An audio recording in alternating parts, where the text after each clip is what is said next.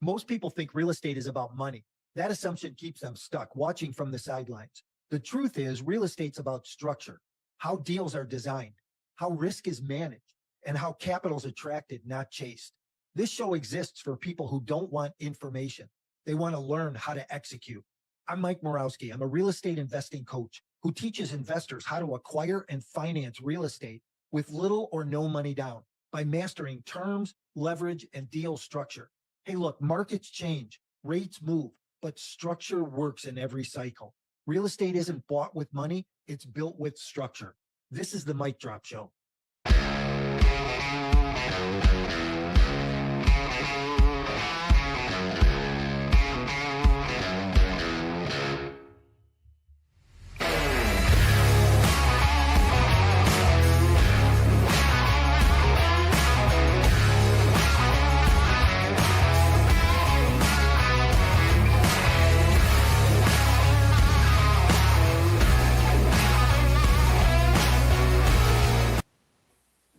Hey, it's a new year, everybody. I hope that everyone had an amazing holiday. All right, let's get started here this morning. Let me start here because surprises people all the time. You know, I didn't get into real estate because I loved houses. I didn't get into it because I wanted passive income, and I definitely didn't get into it because someone on the internet told me to. I got into real estate because I wanted control. You know what? Control over my time, over my decisions, and eventually control over the outcomes. Here's the mistakes most people make. They think real estate is just a wealth strategy. You know, it's not. It's a decision-making strategy. And when I started, I didn't understand that. You know, I thought if I worked harder, saved money, followed the rules, things would fall into place, but they didn't.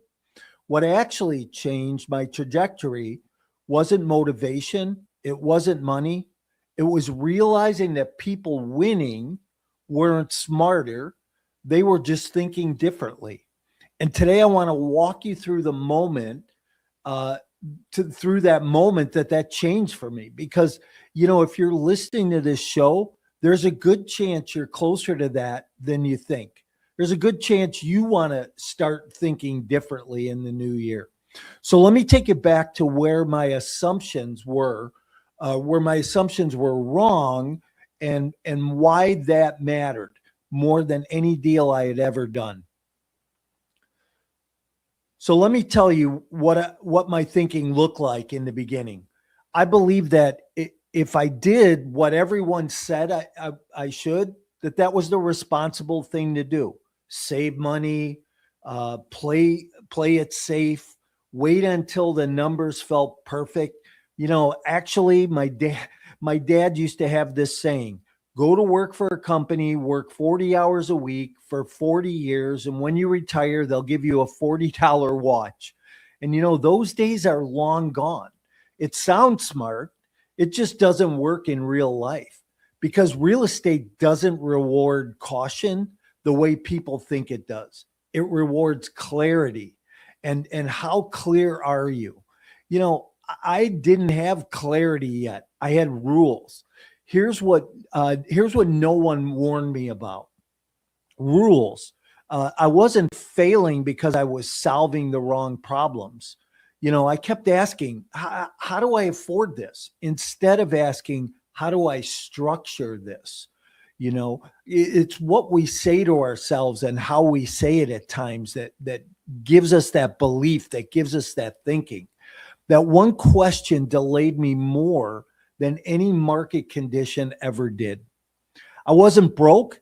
I was boxed in by the wrong questions. You know, I learned a long time ago that the better questions we ask, the better answers that we get.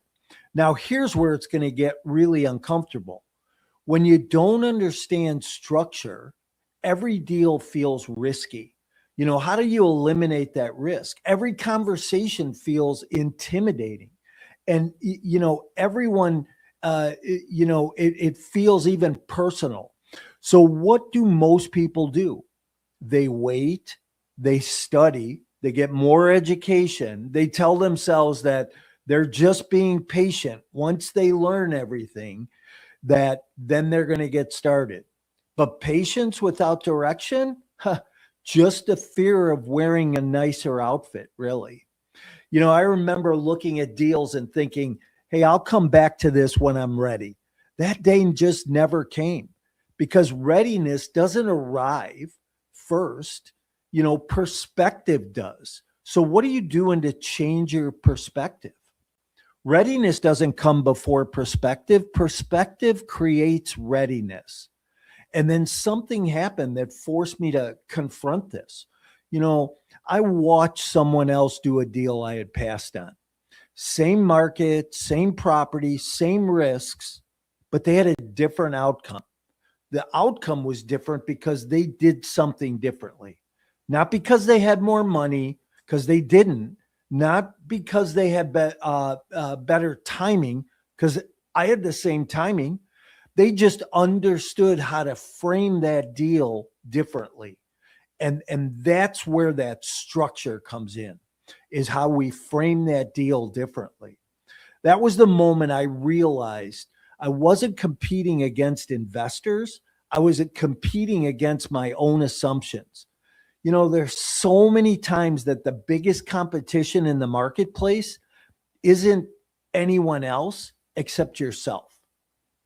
I wasn't losing to other investors. I was losing to my assumptions.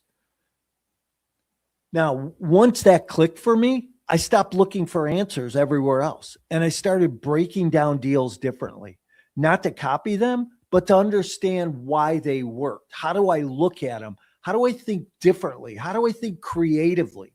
That's a critical distinction in current thinking to future thinking, right? Copying teachers, nothing when conditions change. Understanding, let's just adapt. And that's when things slowed down in a good way. I became more deliberate, more selective, less emotional about things. Deals stopped feeling like pressure. They started feeling like, how can I solve a problem?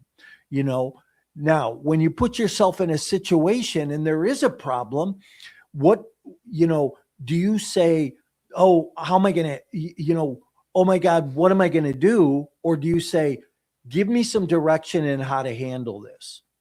You know what? When deals stop feeling like emotional distress, they start becoming more solvable.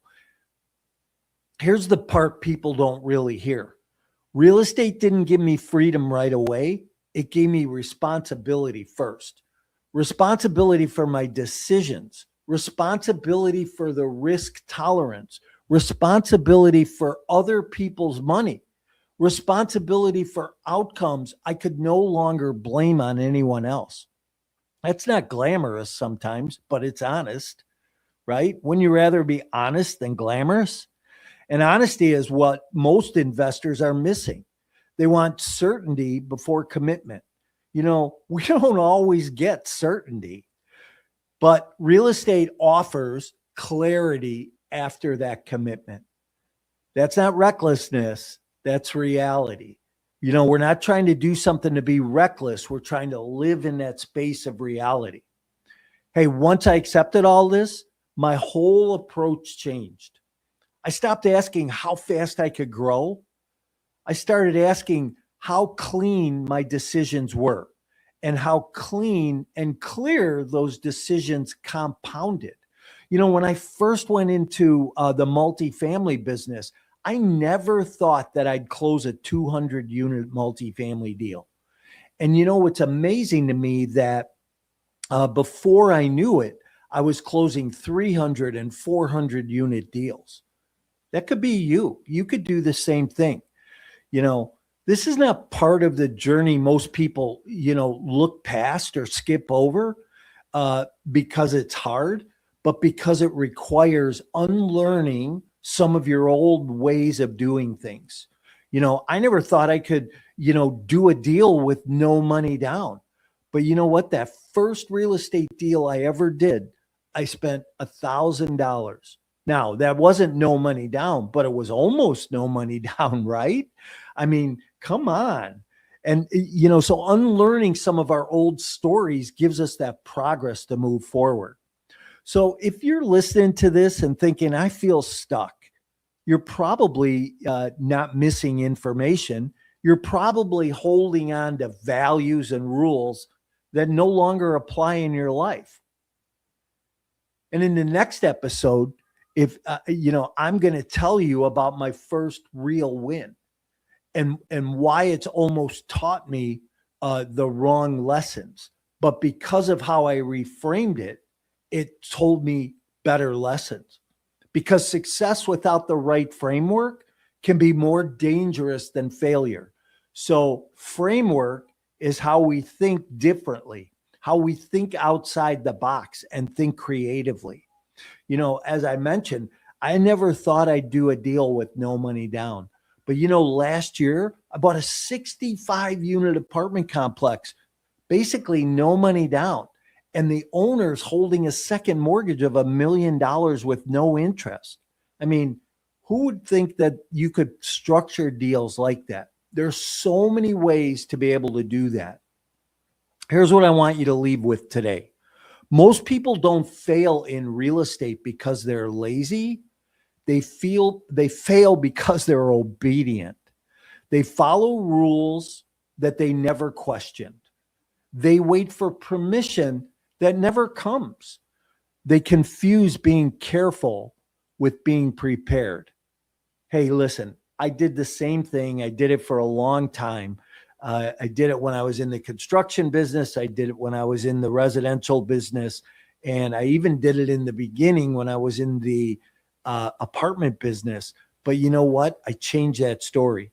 And every time I did it, based on rules, I changed the story a little bit. And that's that compounding factor. That's that compounding piece that the more you do it, the more you change it, the more you disbelieve those old beliefs and believe the new beliefs. That's where the growth happens. So for a long time, I thought discipline meant waiting. I thought responsibility meant playing small until things felt safe. Hey, let me ask you a question. Are you married? Have you and your wife maybe talked about having kids, but you're waiting for the right time till you have more money, till you have a better job, till things feel more secure? Are you waiting to get married till you have more money, you feel more secure? You know what? It's the same thing in everything that we do in our lives. You got to quit waiting and start taking action. It's not in the safety. Safety's subjective. And being ready is a moving target, because every time it's like setting goals. Sometimes every time you set a goal, that target moves and you want to move a little bit faster or a little bit further on. What actually changed my path wasn't confidence. It was ownership. Ownership in my decisions, in my choices, ownership in overcoming the blind spots and knowing that even if they showed up, I'd be able to walk through them and work through them. Ownership of the fact that I wanted different results. I had to think differently. That's what this is about. This is what your investing journey is about. It's about getting uncomfortable, but it's also freeing. The more uncomfortable you get, the more you walk through that uncomfortability. Let me give you a quick story about uncomfortability. When I was selling residential real estate, one of the things I did was I made cold calls every day. And a lot of people say that's antiquated and outdated, but you know what? I did it back then and I made $20,000 a day. And I don't care how many days in a row I prospected and made those cold calls. I was uncomfortable every day for those first 4, 5, 6 phone calls. But it's like going to the gym and building a muscle. Every time you do a little bit more, that uncomfortability lessens and it goes away. It keeps you from freezing up. Because you know what? You got to stop blaming markets. You have to stop blaming timing and realize that leverage was always internal. So it's what comes from inside of us, right? It's that leverage inside of us. How do we leverage ourselves? Remember earlier I said the only competition we have is ourselves. So early success can be more dangerous than early failure, right? So take that risk, step out there. That's why we're going to talk about, that's what we're going to talk about next time in the next episode, or then our next show every week, right? We're here every week. The first deal that worked, why it mattered, and why it almost taught me the wrong lessons. You know, I did that first deal, and you know what? I was a little nervous about it. My knees were knocking. I'm not going to be lying to you, but you know what?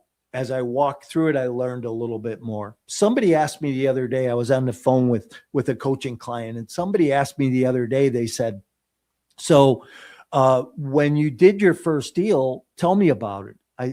How did that happen? And I said, well, you know what? I had no coach. I had no mentor. I just took action. I went out, I put an 11 unit apartment deal under contract. I put that first 4 unit owner finance deal under contract. And, then I said, oh my God, how am I going to pay for this? And I had to take the steps to raise capital. I had to take the steps to learn how to operate that first property. You know what? If you're at a stage where you're trying to do everything right, or you feel like you're doing everything right, but you still feel like something's missing, hey, this series is going to be for you. The upcoming weeks, we're going to cover a lot more of this, a lot more in depth, because before tactics, before money, before scaling your business, there's a way of thinking that you have to earn. And I don't think that mindset gets talked enough about in the real estate business, real estate investing, whether it's residential, whether you're doing, little or no money down financing, or you're doing residential fix and flips, or whether you're doing apartment business, right? Before tactics and money and scale, you got to think differently. And that's what I'm going to help you do over the next few weeks, is think differently. So subscribe to our channel and watch us, and show up on Wednesday morning with us. And once you do, real estate stops feeling random. It starts feeling intentional. If this episode made you rethink your approach to deals, and then I did the job this morning. Real estate isn't bought with money. It's built with structure. It's built with reframing that deal, reframing the seller's position, reframing the story in your own mind. Hey, you know what? This has been the Mic Drop Show, and there's a mic drop for you.